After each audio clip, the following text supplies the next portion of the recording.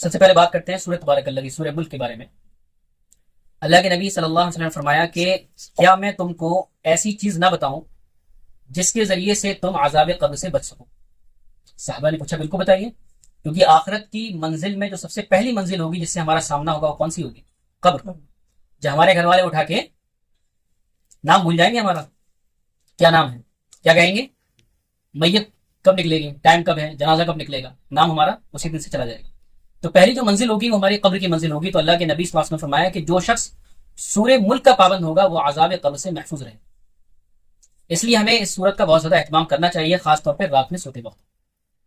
اس کے علاوہ دوسری حدیث میں فرمایا کہ کیا میں تم کو ایک ایسی سورت نہ بتاؤں جو تمہارے لیے سفارش کرے اور تمہارے لیے جھگڑے کہ نہیں نہیں یہ جہنم میں نہیں جائے گا؟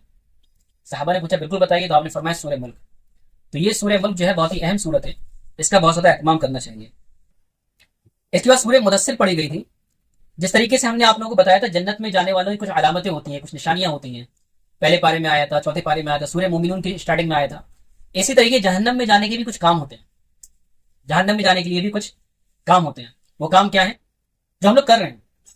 ہم لوگ جو کام کر رہے ہیں وہ جہنم میں جانے والے کام کر رہے ہیں۔ پوچھا گیا ما سلککم فی سقر، جہنمی سے پوچھا گیا بھائی جہنم میں کیسے آئے؟ تو کیا کیا جواب دیا انہوں نے؟ دیکھیے، پہلا جواب دیا لم نکو من المصلین، ہم نماز نہیں پڑھتے۔ جہنمیوں نے اپنے جہنم میں جانے کا پہلا جواب کیا دیا؟ لم نکو من المصلین، ہم نماز نہیں پڑھتے تھے۔ دوسرا جواب کیا دیا؟ ولم نکو نطعم المسکین، ہم مسکینوں کو، غریبوں کو کھانا نہیں کھلاتے تھے۔ تیسری چیز فرمائی وَكُنَّا نَخُوضُ مَعَ الْخَائِضِينَ، کہ جس بھی طریقے کی باتیں چل رہی ہوتی تھی ہر بات میں جا کے بیٹھ جاتے تھے۔ یہ بھی دیکھتے تھے یار کہ یہ ہمارے حساب کے لوگ نہیں ہیں، انہیں ہمیں ان کے ساتھ نہیں بیٹھنا ہے۔ اللہ کے نبی صلی اللہ علیہ وسلم نے دوستی کے اوپر ایک حدیث فرمائی کہ الرجل علی دین خلیلہ فلینظر احدکم من یخالل، کہ آدمی اپنے دوست کے دین پر ہوتا ہے، دوست کے مذہب پر ہوتا ہے۔ تو اس لیے ہر انسان کو دیکھ لینا چاہیے وہ کس سے دوستی کر رہا ہے۔ کیا مطلب اس حدیث کا؟ کہ انسان کے اندر اچھی عادتیں بہت دیر میں آتی ہیں، لیکن اگر آپ کی دوستی غلط لوگوں سے ہے، اگر سگریٹ پینے والے سے ہے تو سگریٹ آپ کے اندر آئے گی۔ گٹکے کھانے والے کے ساتھ ہے تو گٹکا کھائیں گے، کیونکہ جو صحبت کا اثر ہے نا وہ ہو کر رہتا ہے، اچھا والا دیر میں ہوتا ہے، یہ فیکٹ ہے انسان کا، اچھا والا دیر میں ہوتا ہے اور برا والا جلدی ہوتا ہے۔ اس طریقے سے اللہ کے نبی صلی اللہ علیہ وسلم نے دوسری حدیث فرمایا کہ مثل الجلیس الصالح کمثل صاحب المسک، کہ اچھا جو ہم نشین ہوتا ہے، اچھا جو دوست ہوتا ہے وہ ایسا ہوتا ہے جیسے کہ خوشبو کی دکان کا مالک، کہ اگر آپ اس کی دکان میں جاؤ گے، خوشبو کی دکان میں، تو اگر آپ عطر خریدو گے بھی نہیں تو بھی آپ کو خوشبو آتی رہے گی۔ اچھا دوست ایسے ہی ہوتا ہے، اگر وہ کچھ نہیں بھی سکھائے گا تو اس کی اچھی عادتیں آپ کو ملتی رہیں گی۔ اور فرمایا وہ مثل الجلیس السوء کمثل صاحب الکیر، کہ جو برا ہم نشین ہوتا ہے وہ ایسا ہوتا ہے جیسے کوئلے کی کان والا، کہ اگر وہ کوئلہ لگائے گا نہیں لیکن اس کی جو اسمیل ہے، جو گند ہے، وہ آپ کو ملتی رہے گی۔ اس لیے دوستی کے اوپر بہت زیادہ اسلام نے فوکس کیا ہے۔ بلکہ ایک حدیث اور ہے کہ احبب حبیبک ہونا ما عسى ان بغیضک یوما ما وابغض بغیضک یوما ما عسى ان یحبک یوما ما، کہ کسی بھی انسان سے اتنی محبت، اتنا تعلق رکھو کہ اگر اس سے دوستی ٹوٹے تو تم نہ ٹوٹ جاؤ۔ کسی سے دوستی اتنی رکھو اور کسی کو اپنے راز اتنے ہی بتاؤ کہ اگر وہ دشمن بن جائے تو تمہارا سب کچھ لے کے نہ چلا جائے۔ اسلام نے ہر چیز کی گائیڈ لائن دی ہے، دوستی کی بھی دی ہے، اور کہا کسی سے اتنی نفرت نہ کرو کہ اگر کبھی دوستی ہو جائے تو نگاہیں نہ ملا پاؤ۔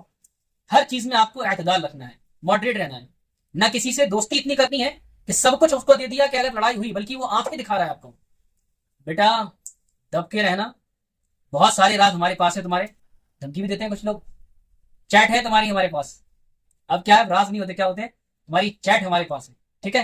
تو اس لیے دوستی میں بہت زیادہ احتیاط کرنا چاہیے، کیونکہ اس آیت میں جو انہوں نے کہا کہ وَكُنَّا نَخُوضُ مَعَ الْخَائِضِينَ، کہ جس بھی طریقے کی مجلس ہوتی تھی ہم اس لوگوں میں بیٹھ جایا کرتے تھے۔ تو تیسری چیز ہوگی۔ چوتھی چیز کیا کہی جہنم میں جانے کی؟ وَكُنَّا نُكَذِّبُ بِيَوْمِ الدِّينِ، کہ مرنے کے بعد دوبارہ اٹھائے جانے کو ہم جھٹلاتے تھے کہ یار 4 دن کی زندگی ہے، جو بھی مزے کرنے ہیں وہ یہی کرنا ہے، مرنے کے بعد کچھ نہیں ہونے والا۔ تو جب یقین نہیں تھا کہ مرنے کے بعد ہمیں اٹھایا جائے گا، سوال جواب ہوگا، تو ہم نے تیاری بھی نہیں کی۔ تو یہ 4 چیزیں بیان کی جہنم میں جانے کی، ہمارے اندر ہیں کچھ تو ہیں، جیسے کہ نماز پابندی سے ہم نہیں پڑھتے، ہم مسکین کو ڈیلی بیسس پہ کھانا نہیں کھلاتے ہیں، ٹھیک ہے۔ ایک عادت بنانی چاہیے کہ جب بھی ہمارے گھر میں کچھ اچھا بنے تو ہم خود پہلے کھانے سے پہلے کسی غریب محتاج کو کھانا ضرور پہنچائیں، یہ گھر میں عادت ہونی چاہیے، ٹھیک ہے۔ تیسری چیز کیا کہ ہر طرح کی مجلس میں نہیں بیٹھنا ہے، جس طرح کے لوگوں سے ہمیں فائدہ ہو سکتا ہے، چاہے وہ دین کا فائدہ ہو چاہے دنیا کا فائدہ ہو، انہی لوگوں میں بیٹھنا ہے۔ ورنہ یہ وقت اتنا قیمتی ہے کہ ہر کسی انسان کو نہیں دیا جا سکتا. اور چوتھی چیز کہ اس بات کا ہمیشہ احساس رکھنا ہے کہ مرنے کے بعد دوبارہ سوال کیا جائے گا, تو تیاری ہمیں یہی کرنی ہے. اس کے علاوہ بھیا شب قدر تو اسٹارٹ ہو ہی گئی ہے, اس پہ بھی حدیث ہم آپ کو بتا دیں. صحابہ کرام جو ہے ثواب کمانے کے لیے ایک دم تیار رہتے تھے, ایک دم ایکسائٹڈ رہتے تھے ایک دم. اللہ کے نبی صلی اللہ علیہ وسلم کے پاس کچھ صحابہ آئے, کہنے لگے کہ اللہ کے نبی, ہم سے پہلے کی جو امتیں تھیں ان کی تو بڑی لمبی لمبی عمریں تھیں, انہوں نے تو خوب ثواب کمائے, ہم لوگ ثواب زیادہ کیسے کمائیں؟ ٹینشن ہو گیا بھائی, 60 70 80 سال کی زندگی ہے اور آپ کہہ رہے ہیں کہ پہلے کے لوگوں کی زندگی جو ہے ہزار سال ہوا کرتی تھی, کیسے معاملہ بنے؟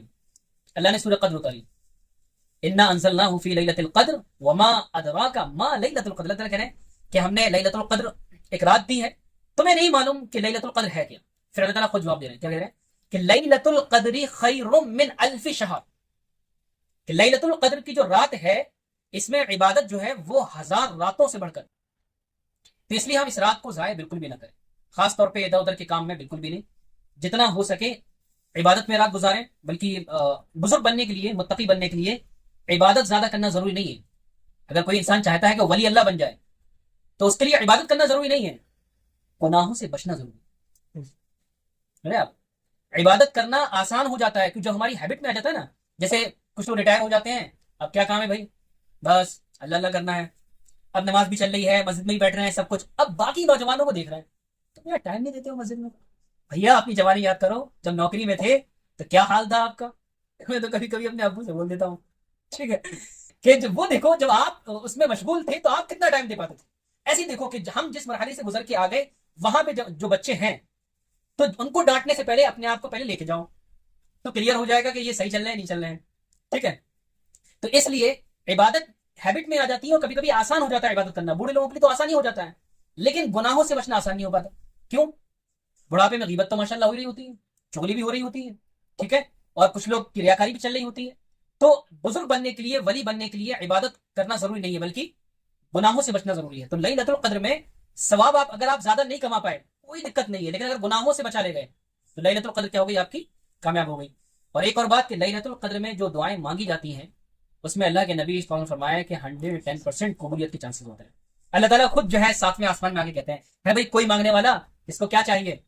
تو آج صدائیں لگیں گی, کس کو کیا چاہیے. جتنا ہو سکے ہمارے لیے جو بہتر چیزیں ہم اس کو خوب مانگیں, اور بھیا ہمیں بھی دعا میں یاد رکھیں. ہاں, اللہ تعالیٰ عمل کی توفیق عطا فرمائے.